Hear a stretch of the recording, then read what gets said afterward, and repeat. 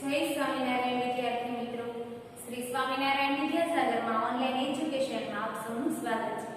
આજે આપણે ધોરણ 5 માં વિષય આસપાસ, જેમાં પાઠ નંબર 11, જેમાં તમે ભાગ નંબર 1 માં થોડીક સમજૂતી મેળવી ચૂક્યા। તો હવે આપણે ભાગ નંબર 2, જે ભાગ નંબર 2 છે તેમાં આપણે વર્ગખંડ બન્યો અવકાશયાન, તેની વિશે આજે આપણે સમજૂતી મેળવીશું। તમારી આંખો બંધ કરો, તમારો વર્ગ અવકાશયાન છે એવી કલ્પના કરો। તો તમારે આંખો બંધ કરીને કલ્પના કરવાની છે કે તમારો વર્ગ એક અવકાશયાન છે, એટલે એક અવકાશ એટલે આકાશની તમારે કલ્પના કરવાની છે આંખો બંધ કરીને। તમે એક જગ્યાએ બેસવા સક્ષમ છો? તમારા વાળ વિશે શું કહેશો? અરે જુઓ, તમારી બેગ અને પુસ્તકો ક્યાં જાય છે એવી તમારે કલ્પના કરવાની છે। અરે તમારા શિક્ષક શું કરે છે, તેમનો ચોક ક્યાં છે તેમની પણ તમારે કલ્પના કરવાની છે। તમે તમારું ખાવાનું કેવી રીતે જમ્યા, એટલે તમે જે બપોર, સાંજ અથવા સવારે જે જમ્યા તેમની પણ તમારે આંખો બંધ કરીને કલ્પના કરવાની છે। તમે પાણી કેવી રીતે પીધું અને તમે દડો ફેંક્યો તો તેનું શું થયું, આવું તમારે એક આંખો બંધ કરીને એક કલ્પના અને ધારણા ધારવાની છે। શું તે આશ્ચર્યજનક નથી? પૃથ્વી આપણને જ્યારે કોઈ પણ વસ્તુ કે પદાર્થ ઉપર ફેંકીએ છીએ તો તે નીચે આવે છે। એટલે પૃથ્વી ઉપર કોઈ પણ વસ્તુ આપણે હવામાં ફેંકીએ તો કોઈ પણ વસ્તુ નીચે આવે, તો શેના કારણે? આપણે દડો હવા ઉપર ફેંકીએ છીએ તો તે નીચે પડે છે, આપણે તેને પકડવા સક્ષમ છીએ, એટલે આપણે તેને પકડી શકીએ છીએ। તો અવકાશયાનની જેમ જ પૃથ્વી પર આપણે આસપાસના હવામાં ઉડતા તરતા હોતા નથી, એટલે પૃથ્વી પર આપણે હવામાં તરતા હોતા નથી। જ્યારે આપણે પાણીનો પ્યાલો કે ડોલ ભરીએ છીએ, એટલે કોઈ પણ આપણે પાણીનો પ્યાલો અથવા ડોલ ભરીએ છીએ તો તે ત્યાં જ રહે છે, ખસતી નથી। જેમ સુનીતા વિલિયમ્સે કહ્યું તેમ પાણીના ટીપા રૂપમાં ફરતા નથી, એટલે પાણીના ટીપા ફરતા નથી, એક જ સ્થાન પર હોય છે। પૃથ્વીમાં પણ કશું ખાસ નથી, એમાં પણ કંઈ ખાસ નથી, જેના કારણે તે શક્ય છે। પૃથ્વી બધું જ તેના તરફ ખેંચી લે છે, ગતિના આધારે પૃથ્વી બધું છે પોતાની તરફ ખેંચે છે। સુનીતા વિલિયમ્સ પૃથ્વીની 360 કિમી ઉપર અવકાશયાનમાં ગઈ હતી। વિચારો કે તે કેટલું દૂર છે, તમે ક્યાં રહો છો ત્યાંથી 360 કિમી દૂર કયું શહેર અથવા નગર છે, શોધી કાઢો। સુનીતા વિલિયમ્સ પૃથ્વીની આટલી બધી દૂર અવકાશમાં ગઈ હતી। હવે તમે કહી શકો છો કે સુનીતાના વાળ કેમ ઊભા રહ્યા, જે આપણે ભાગ નંબર 1 માં માહિતી મેળવી ચૂક્યા। એક નાનો કાગળ સિક્કો ખેંચે છે, ચમત્કાર। 5 રૂપિયાનો સિક્કો કાગળનો નાનો ટુકડો, કાગળના સિક્કાને 1/4 જેટલો હોવો જોઈએ। એક હાથમાં સિક્કો પકડો અને બીજા હાથમાં તમારે કાગળ પકડવાનું છે, બંનેને એક જ સમયે નીચે પડવાનું। હવે નાનો કાગળ સિક્કા ઉપર મૂકો અને નીચે પડવાનું, તો તે વખતે શું થયું? તો સિક્કો પડે એટલે અવાજ આવશે। તો આવી રીતના તમને અહીં પ્રવૃત્તિ પણ 2 પણ આપેલી છે। ઉંદર હાથીને ઉચકે છે, હકીકતમાં સરહદો ક્યાં છે? સુનીતાએ અવકાશયાનમાંથી પૃથ્વી વિશે પોતાના અવલોકનનું વર્ણન કર્યું છે, એટલે સમગ્ર પૃથ્વી છે તેમનું તેમણે વર્ણન કર્યું છે।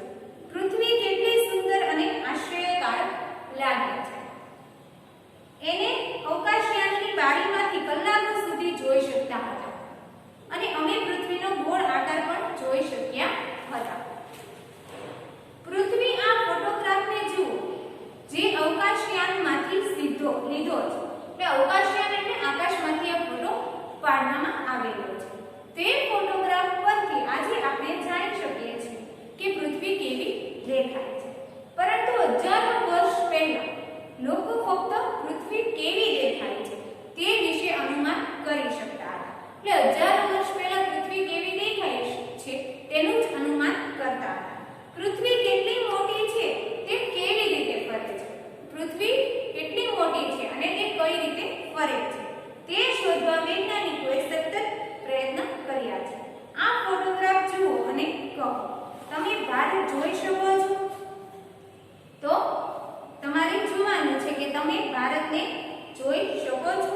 તો કે હા, હું ભારતને આ પૃથ્વીના ગોળા ઉપર જોઈ શકું છું. તમે ક્યાં ક્યાં દરિયો જોઈ શકો છો? તો હું ભારતની ત્રણેય બાજુ દરિયો જોઈ શકું છું. પૃથ્વીની ગોળો છે તેમાં દરિયો, નદી બધું જ દર્શાવવામાં આવેલું હોય છે. તમે કયા દેશ જોઈ શકો છો? તો હું ભારત ઉપરાંત તેના પાડોશી દેશો જેવા કે પાકિસ્તાન, શ્રીલંકા, બાંગ્લાદેશ, મ્યાનમાર, અફઘાનિસ્તાન, નેપાળ અને રશિયા વગેરે દેશો પણ હું જોઈ શકું છું. તમે થોડા એવા દેશો જોઈ શકો છો કે જેની સાથે ભારત ક્રિકેટની રમત પણ રમે છે. એટલે તમે એવા ઘણા પણ દેશો જોયા છે કે જે ભારત સાથે અમુક દેશો છે તે ક્રિકેટ પણ રમે છે. તો કે હા, આ તમે ક્રિકેટ મેચમાં જોતા જ હશો. પાકિસ્તાન, બાંગ્લાદેશ, શ્રીલંકા અને અફઘાનિસ્તાન દેશો ભારત સાથે ક્રિકેટ રમે છે. આ દેશો ગોળા પર તમે જોઈ શકો છો. એટલે તમે જે પૃથ્વીનો ગોળો છે તેમાં બધા દેશોના નામ આપેલા હોય છે. તમે પૃથ્વીના ગોળા પર બીજું શું જોઈ શકો છો? તો હું પૃથ્વીના ગોળા ઉપર દેશો ઉપરાંત અગત્યના સમુદ્રો પણ જોઈ શકો છો. દરિયા, નદી, અક્ષાંશ, રેખાંશ પણ તમે જોઈ શકો છો. ખુશ્બુ કહે, જો ગોળા પર બે દેશો વચ્ચે સરહદો જોવા મળે તો આવી સરહદો પૃથ્વી પર કોણ છે? તો આ ખુશ્બુ છે તે પ્રશ્ન કરે છે. ઉમંગ, હોવી જ જોઈએ. આ પુસ્તકમાં ભારતના નકશામાં પણ સરહદો છે. જો રાજ્યો વચ્ચે પણ સરહદો છે, એટલે બે રાજ્યો હોય છે તેમની વચ્ચે પણ સરહદો આપેલી છે. જો આપણે દિલ્હીથી રાજસ્થાન જઈએ તો શું આપણને સરહદો જમીન પર જોવા મળશે? તો તમે દિલ્હીથી રાજસ્થાન પર જાઓ તો તમને એ સરહદો છે તે જમીન પર જોવા મળશે? તે પ્રશ્ન કરે છે. તમે જે રાજ્યમાં રહો છો તે શોધી બતાવો. તો ભારતના નકશામાં ગુજરાત પશ્ચિમ તરફ આવેલું છે. તમે જે રાજ્યમાં રહો છો તેની બાજુમાં ક્યાં ક્યાં રાજ્ય આવેલા છે? તો હું જે રાજ્યમાં રહું છું તેના ઉત્તરે રાજસ્થાન અને પૂર્વમાં મધ્યપ્રદેશ અને પશ્ચિમમાં મહારાષ્ટ્ર વગેરે રાજ્ય આવેલા છે. તમે બીજા કોઈ રાજ્યોમાં ગયા છો? તો હું ઉનાળાની રજામાં આબુ, ઉદયપુર, શ્રીનાથ દ્વાર વગેરે ફરવા ગયો હતો. આ સ્થળે રાજસ્થાન છે તે રાજ્યમાં દરેક સ્થળો આવેલા છે. ઉમંગ વિચારે છે કે જમીન પર રાજ્ય વચ્ચે સરહદો દોરેલી છે. તમે શું માનો છો? તો રાજ્ય વચ્ચે સરહદો દોરેલી હોતી નથી. ઉમંગ જે વિચારે છે તે પણ યોગ્ય નથી. જ્યારે સુનીતાએ પૃથ્વીના અવકાશમાંથી જોઈ તેને ખૂબ જ સુંદર લાગી. તેના મનમાં ઘણા વિચારો આવ્યા. તેણે વર્ણન કર્યું, ખૂબ જ દૂરથી કોઈ માત્ર જમીન અને દરિયો જ ઓળખી શકે. જુદા જુદા દેશો કોઈ પણ જોઈ ના શકે. દેશોમાં ભાગલા આપણે પાડ્યા છે તો નકશામાં સરહદો આપણે બનાવી છે. જે નકશામાં જે સરહદો છે તે પણ આપણે જ બનાવી છે, જે આપણા મગજમાં છે. મારી ઈચ્છા છે કે આપણે બધાએ તેના વિશે વિચારવું જોઈએ. હકીકતમાં સરહદો ક્યાં છે? તો આકાશ તરફ જુઓ. ઉમંગ છે તે કહે છે કે ચંદ્ર સામે જોતા આંખ બંધ કરે છે અને સિક્કા આગળ પાછળ કરે છે. જુઓ, હું ચંદ્રના સિક્કા પાછળ સંતાઈ શકું છું. ખુશ્બુ, વાહ, આટલા મોટા ચંદ્રને આટલા નાના સિક્કાથી સંતાડી દેવું એટલે એવું તમારે અનુમાન કરવાનું છે કે નાનો અમથો સિક્કો છે તેમની પાછળ તમારે સંતાડી દેવાનો છે. તો તમે પણ આવું સિક્કા વડે કરવાનો પ્રયત્ન કેમ નથી કરતા? તમે ચંદ્રને સંતાડવા સિક્કો તમારી આંખને કેટલો દૂર રાખશો? વિચારો, ચંદ્ર સિક્કો જેવો જ સપાટ છે. તો ચંદ્ર એટલે ચાંદ, જે સિક્કા જેવો જ સપાટ છે, જે દડો ગોળ છે. તો તમે શું વિચારો? તમે ક્યારે રાત્રે આકાશમાં ધ્યાનથી જોયું છે? ઝબકતા તારા ચમત્કારી નથી દેખાતા, જ્યારે ક્યારેક ચંદ્ર રૂપેરી અને તેજસ્વી પણ દેખાય છે. તો ક્યારેક રાત્રિના અંધારામાં દેખાતો પણ નથી. ક્યારેક રાત્રે છે ચંદ્ર તે દેખાય છે અને ક્યારેક અંધારામાં તે દેખાતો પણ નથી.